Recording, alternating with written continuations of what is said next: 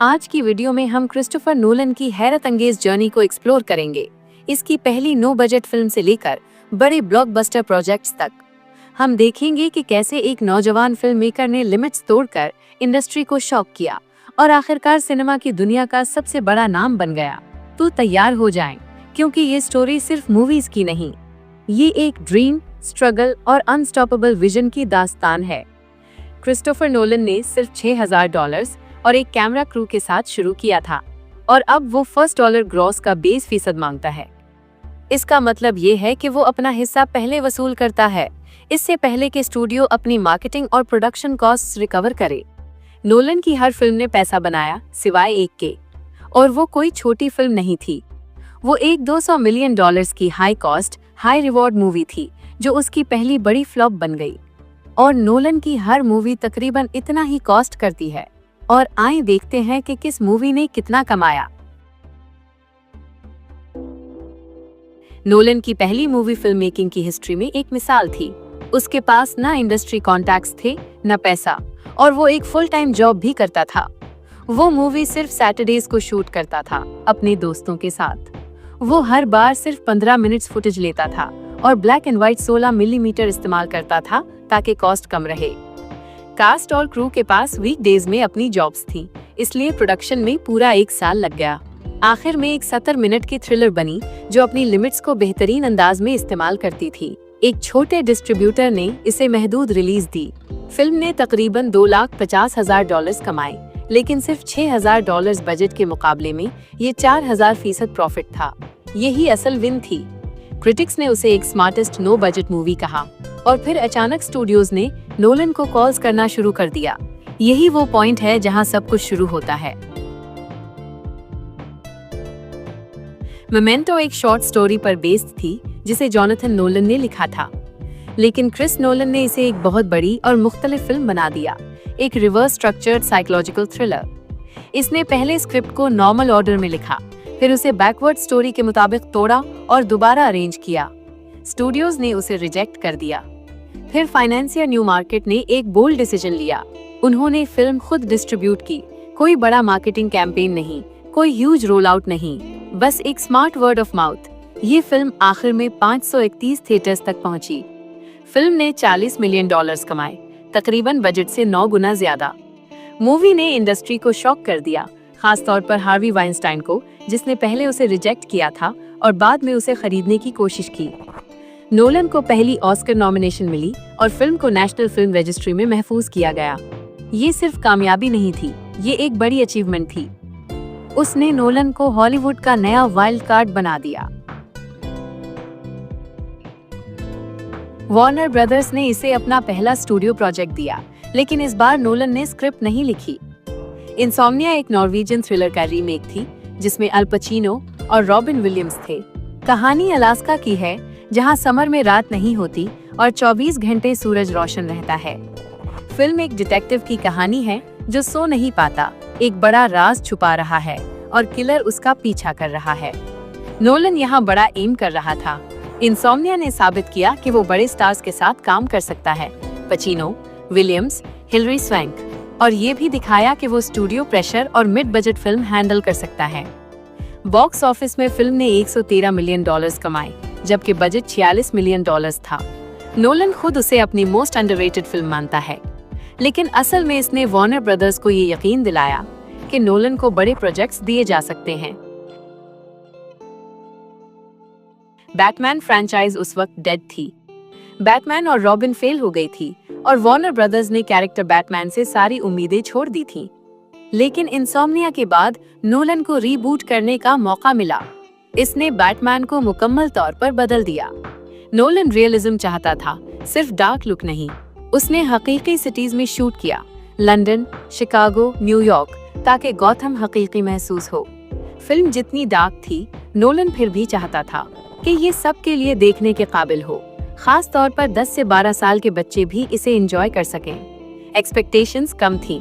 Film ने पहले 5 दिन में $72 मिलियन कमाए, फ्रैंचाइज का बेस्ट ओपनिंग।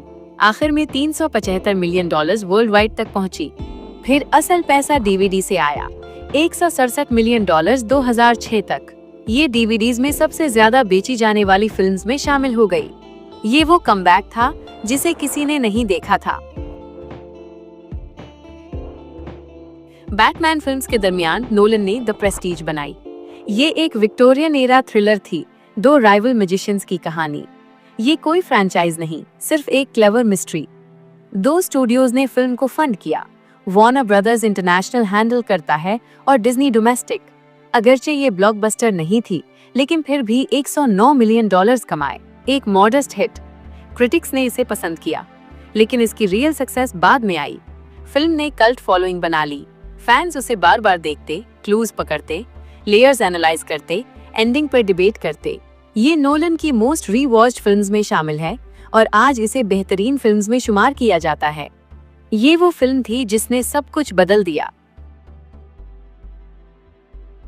बैटमैन बिगिंस की सक्सेस के बाद वार्नर ब्रदर्स मजीद चाहते थे, लेकिन नोलन सीक्वल बनाने के बारे में श्योर नहीं था। उसने कभी सीक्वल नहीं बनाई थी। फिर नोलन ने सोचा कि बैटमैन के एक्शन से केओस बढ़ेगा। ये आइडिया उन्हें सीक्वल के लिए परफेक्ट लगा। और फिर जोकर आ गया। हीथ लेजर की कास्टिंग पर बहुत बैकलैश आया। लोगों को समझ नहीं आया, लेकिन नोलन ने लेजर पर ट्रस्ट किया। लेजर ने ऐसी परफॉर्मेंस दी जिसने जोकर को नई शक्ल दी। बदकिस्मती से लेजर फिल्म के रिलीज से पहले दुनिया से चला गया। इसकी एक्टिंग मुकम्मल हो चुकी थी और फिल्म उसे डेडिकेट की गई। द डार्क नाइट ने रिकॉर्ड ब्रेकिंग ओपनिंग दी, 158 मिलियन डॉलर्स वीकेंड। यूएस में 534 मिलियन डॉलर्स कमाए और ग्लोबली 997 मिलियन डॉलर्स। बाद में ऑस्कर री रिलीज से ये 1 अरब डॉलर्स क्रॉस कर गई। ये पहली कॉमिक बुक फिल्म थी जिसने एक्टिंग ऑस्कर जीता। 8 नॉमिनेशंस और 2 विन्स, जिनमें एक लेजर के लिए था। अगर आपको ये वीडियो पसंद आ रही है तो लाइक करना ना भूलें और हमारे साथ मजीद सिनेमैटिक जर्नीज एक्सप्लोर करने के लिए सब्सक्राइब करें। और अब वापस चलते हैं वीडियो की तरफ। द डार्क नाइट के बाद नोलन को वो पैशन प्रोजेक्ट मिला जिसे वो तकरीबन 10 साल से रखे हुए था। इसने 2001 में वार्नर ब्रदर्स को इस प्रोजेक्ट के बारे में बताया था, लेकिन खुद कहा कि इस वक्त उसके पास ब्लॉकबस्टर एक्सपीरियंस नहीं था। तब उसने सिर्फ 2 छोटी फिल्म्स बनाई थी। बैटमैन बिगिंस और द डार्क नाइट के बाद इसे फाइनली ग्रीन लाइट मिल गई और बजट भी। इंसेप्शन को पहले एक हॉरर फिल्म तस्वुर किया गया था, ड्रीम स्टीलिंग के बारे में, लेकिन ये बदलकर एक हाइस्ट फिल्म बन गई जिसमें पर्सनल ग्रीफ, मेमोरी और गिल्ट था। वार्नर ब्रदर्स ने बड़ा गैम्बल किया, 160 मिलियन डॉलर्स प्रोडक्शन और 100 मिलियन डॉलर्स मार्केटिंग। एक फिल्म जिसकी कोई फ्रैंचाइज नहीं थी, सिर्फ नोलन का नाम था। फिल्म ने 62 मिलियन डॉलर्स से ओपनिंग ली, जो सॉलिड थी, लेकिन उसकी स्ट्रेंथ इसके लॉन्ग रन में थी। वीक टू वीक ड्रॉप बहुत कम था। आखिर में फिल्म ने 292 मिलियन डॉलर्स डोमेस्टिक और 839 मिलियन डॉलर्स वर्ल्ड वाइड कमाए, 8 ऑस्कर नॉमिनेशंस और 4 विन्स। इंसेप्शन 2010 की मोस्ट एनालाइज्ड फिल्म बन गई। ये नोलन की थर्ड और फाइनल बैटमैन फिल्म थी और उसकी सबसे महंगी फिल्म भी। नोलन वापस बैटमैन में सिर्फ उस वक्त आया जब स्टोरी वर्थ टेलिंग हो। उसने बेन के गिर्द नई स्टोरी को बनाया। वार्नर ब्रदर्स ने रिडलर चाहा, शायद डिकैप्रियो के साथ, लेकिन नोलन ने इनकार किया। फिर ट्रेजेडी हुई। अरोरा में मिडनाइट स्क्रीनिंग के दौरान एक गनमैन ने फायरिंग की, 12 लोग मारे गए। वार्नर ब्रदर्स ने प्रीमियर्स कैंसिल किए, मार्केटिंग रोक दी और बॉक्स ऑफिस रिपोर्ट्स डिले की। कुछ थिएटर्स में एम्प्टी स्क्रीनिंग्स हुई। इस वाक़े ने मिडनाइट रिलीजेस को बदल दिया। इसके बावजूद द डार्क नाइट राइजेस ने 160 मिलियन डॉलर्स ओपनिंग दी, डोमेस्टिक में 448 मिलियन डॉलर्स कमाए और ग्लोबल में 1 अरब 8 करोड़ डॉलर्स तक पहुंचा। ये हाईएस्ट ग्रॉसिंग बैटमैन फिल्म बन गई और नोलन की टॉप अर्नर भी। इंटरस्टेलर नोलन का आइडिया नहीं था। ये फिजिसिस्ट किप थॉर्न और प्रोड्यूसर लिंडा ऑब्स्ट का था। स्पीलबर्ग इसे डायरेक्ट करने वाला था, लेकिन जब वो निकल गए, जोनाथन नोलन ने अपने भाई को रेकमेंड किया। नोलन ने स्क्रिप्ट को अपनी आइडियाज के साथ मर्ज किया और मैककॉनवे को कास्ट किया। वार्नर ब्रदर्स और पैरामाउंट ने फिल्म को को-फाइनेंस किया और नोलन ने ग्रॉस का 20% लेने की डील की, जो बाद में स्मार्ट मूव साबित हुई। फिल्म ने यूएस में 47 मिलियन डॉलर्स ओपनिंग ली और डोमेस्टिक में 188 मिलियन डॉलर्स पर क्लोज हुई। वर्ल्ड वाइड 681 मिलियन डॉलर्स कमाए, री रिलीज के बाद $705 मिलियन क्रॉस की। फिल्म को 5 ऑस्कर नॉमिनेशंस मिले, लेकिन सिर्फ एक विन विजुअल इफेक्ट्स के लिए। कुछ लोगों ने उसे कंफ्यूजिंग कहा, कुछ ने उसे ग्रेटेस्ट साई-फाई फिल्म्स में शुमार किया। नोलन इस फिल्म के बारे में 1990 से सोच रहा था। डनकर्क एक वॉर मूवी है जिसमें तकरीबन 0 डायलॉग है और तकरीबन 9 अमेरिकन्स हैं। नोलन ने इसे 3 टाइमलाइंस में स्ट्रक्चर किया ताकि ये एक सर्वाइवल थ्रिलर लगे। वो कहता है, डनकर्क वॉर फिल्म नहीं है, ये सर्वाइवल स्टोरी है और सबसे पहले एक सस्पेंस फिल्म है। उसने मोस्टली अननोन एक्टर्स कास्ट किए ताकि वो हकीकी सोल्जर्स जैसा लगी। हैरी स्टाइल्स को कास्ट किया गया इसके ओल्ड फैशन फेस की वजह से, ना कि उसकी फेम की वजह से। फिल्म ने यूएस में $50 मिलियन ओपनिंग ली और डोमेस्टिक $189 मिलियन तक पहुंची। ये highest grossing world war 2 movie बन गई। Global total $530 million. ऑस्कर्स ने उसे पसंद किया, 8 नॉमिनेशंस, 3 विन्स, और नोलन को पहली बेस्ट डायरेक्टर नॉमिनेशन मिली। टेनेट नोलन की पहली बॉक्स ऑफिस बॉम्ब है, लेकिन सिर्फ कॉन्टेक्स्ट की वजह से। ये इसकी 11वीं फिल्म थी और बहुत ambitious. Production cost $200 million, marketing में $100 मिलियन। वार्नर ब्रदर्स ने जुलाई 2020 रिलीज पर इंसिस्ट किया, जब थिएटर्स कोविड की वजह से बंद थे या कम कैपेसिटी पर चल रहे थे। फिल्म ने यूएस में पहले 11 डेज में $20 मिलियन कमाए और टोटल $58 मिलियन। ओवरसीज ने उसे बचाया, ग्लोबल $365 मिलियन।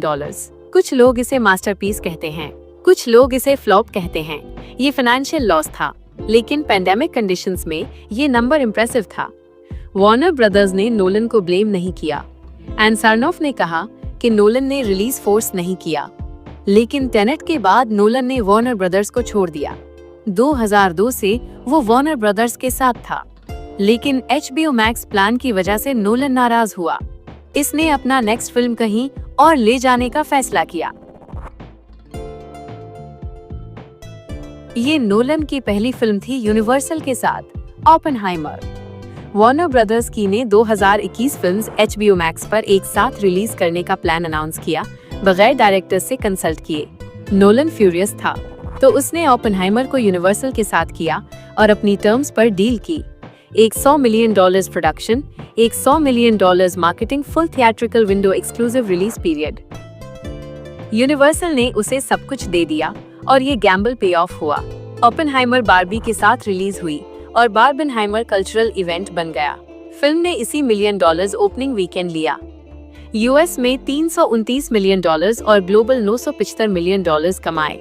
ये थर्ड हाईएस्ट ग्रॉसिंग R-रेटेड फिल्म बन गई, जोकर और डेडपूल और वुल्वरीन के बाद।